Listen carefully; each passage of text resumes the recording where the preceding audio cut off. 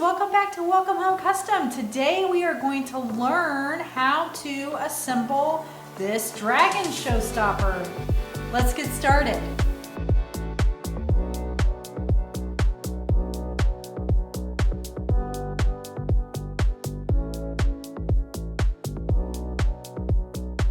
All right, so we are going to go ahead and review the files.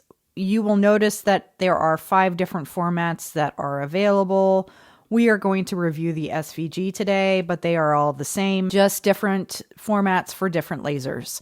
First and foremost, always check out your color planner and your instructions. Instructions will walk through reasons why your SVG might shrink, colors that I used, a note on scoring versus engraving, supplies I used along with all the woods, a file breakdown showing you what they all mean, along with a quick assembly instruction. We also have the color planner, which is broken up the Showstopper and the Mini. The Showstopper, it has all of the colors listed that I used above and then showing where they are placed along with all of the numbers. If you do not have a larger laser and you want to make this file, say you have a Glowforge or X tool that maybe can't cut a 24 by 24 inch size, you can print out this color planner and it will tell you exactly where every single piece should go. So it's kind of like a cut by color for you in a way, or a paint by color. And then the Mini, again, is just a smaller version. It is only 10.35 inches. It has a little stand. It's for someone that isn't ready to do a big full-blown showstopper, but wants to experience how these are created. Let's go ahead and jump back over to the master file. So we have separated master and we have shared line master. The shared line is 24 by 24 inches. I should note that there is a 1-inch square on all of my files. This is so that you can check and see if the file resized itself. If it does resize itself, you just need to change your file settings in your program to 72 dpi, or just use the PDF or the Illustrator file. So let's go ahead and delete that off. What makes a shared line file a shared line? If we go ahead and arrange and ungroup, you will see that they are just lines. This is so you could do a straight cut and you would basically just load this in your laser. You could just cut out all the pieces and be done with it. Keep in mind you cannot offset or adjust for kerf, and for these bigger pieces, they would get a little bit loosey-goosey. The way I like to use the shared line master, because I do have a larger laser, I actually use this as my backer. So I will change the outside line to a different color so that I can cut this perimeter and then score everything inside. If you're new to scoring, scoring is a fast line cut with a low power. So you're not going to actually cut the wood. You're just going to simply mark it. Do not try to engrave this. It will error out because there are no closed shapes. So don't close the shapes and don't try to engrave. Let's go ahead and hop over to the separated master so you can see what that is all about. Separated master is mirrored. The idea of the separated master is anyone that wants to resize this file in a different aspect ratio. So if you wanted to make it wider, or you wanted to make it taller, you wanted to fit into a specific size frame that's not equal to 24 by 24, you could resize this file and then separate out the pieces and cut them.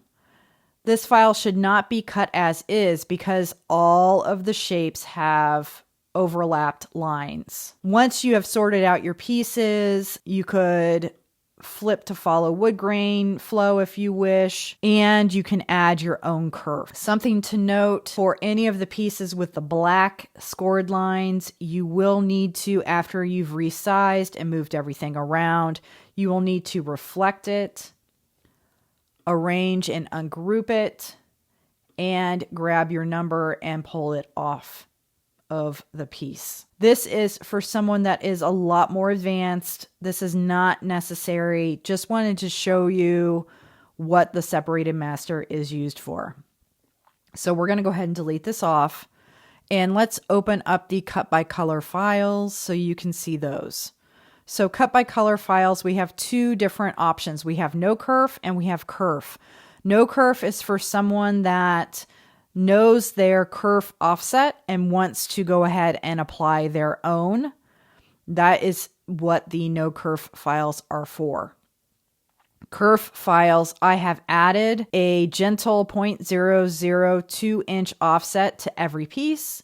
This is a one size fits most for lasers, and it takes away a lot of the gaps. So if we go ahead and open up these files, we can see what the difference is. So if we open up cedar scored, and we'll go ahead and open up cedar. This is our cedar scored. We have a score line just to add additional detail to the top of the pieces.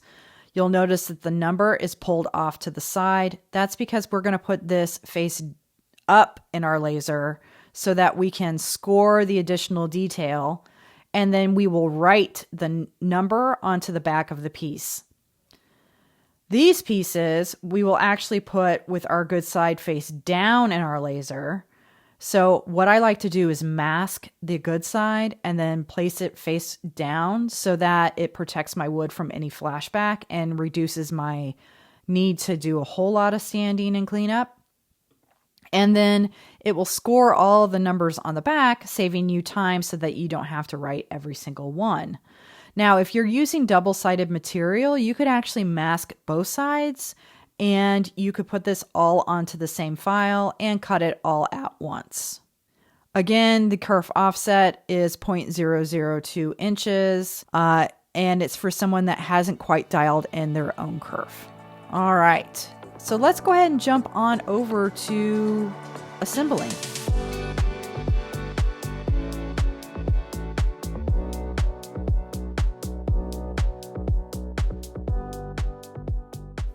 Okay, so I have cut all my pieces. I have printed out my color planner so that I can double check that I'm putting all my pieces in the right spot. I am using a scored backer. It is not necessary, just to remind you. So when we look at our color planner and our pieces, you'll notice that the number you'll match up, and then you're going to want to flip it over so you can see the number right here. And we will flip it right over and place it down. So you always want to have the number face up and then flip it left to right. Another thing I suggest is having all of your pieces sorted by number. So 1 through 10, 11 through 20, 21 through 30, so that you can easily locate your number and flip it over and place it down. Basically what we're doing is trying to get a good dry fit, getting all of the pieces in order. Make sure we're not missing anything. Do not start gluing yet. We do not want to glue at this point. I'll also mention, if you are doing any secondary layer to give yourself varying heights of wood, we do not need to place the second layer down at this time. Go ahead and set those aside. When you get to the face, it may become a little frustrating. The pieces are small. Just work through it. You may also want to double check your laser tray to make sure you're not missing any pieces. But I do recommend getting all of the bigger pieces placed first and then working towards your smaller pieces second. At this point, we're just going to continue to place all the pieces until they are all located in their appropriate spot so that we can move on to the next part. So at this point, I am going to go ahead and add my frame. Now I am making a separate framing video just to explain how exactly I made this frame and adhered it onto my 1/2-inch plywood. If you are doing the varying layers like I am, this is probably the process you're going to want to go. If you want to just do one layer, you could do the template square that is located free in the website and do the tape, flip, and glue method. That totally works too and is demonstrated in many of my other Showstopper tutorials. Now that I have my framing strap on, I'm grabbing out my Titebond 3 wood glue along with my Starbond glue and spray accelerator. I use a GlueBot dispenser for my Titebond glue, and then I also use a silicone tray and brush to apply glue to the pieces. And I also use masking tape to lift pieces up easily one at a time. So now what I'm going to do is use my blue tape and lift the pieces out one at a time.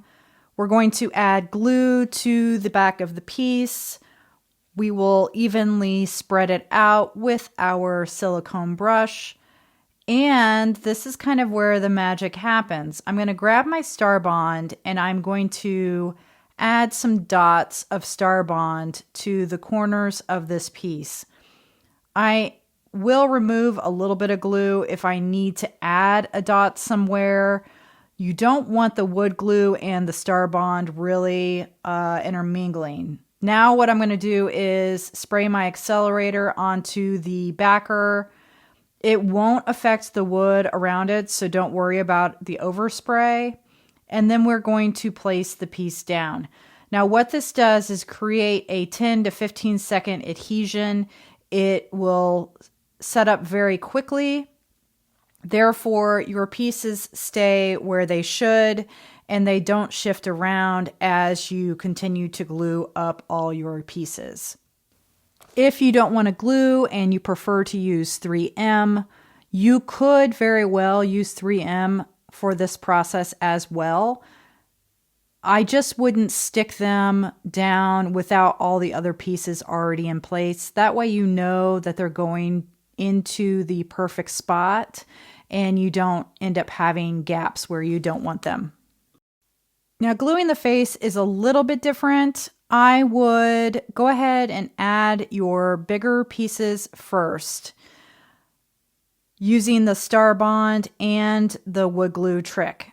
But when you get to the actual smaller pieces of the dragon face, the Starbond is really not necessary. You're not going to have any sort of issue with bowing wood or warping wood from the moisture that you have from the larger pieces. So I would just use wood glue at that point when you get to the small pieces and skip the Starbond altogether. You can see that I taped the pieces onto my blue tape and then used it as a way to place a bunch of the pieces all at once and keep the pieces organized. Sorry, yes, his teeth are small, but I think it's worth it. Now that we have all of the first layer in place, we can go ahead and glue down our second layer. We can use our color planner to locate where all of the pieces go, and we're simply just going to add a little bit of glue and place them down. Once all of your pieces have dried, you can now add a clear coat. I am using this lacquer in a satin finish, and I will just spray in even strokes over the top. This is probably my favorite thing to do, and watch the wood come to life. All right, guys, that's it. Hopefully you found this tutorial helpful. Make sure to subscribe to the channel and check out more tutorials just like this. Thanks so much.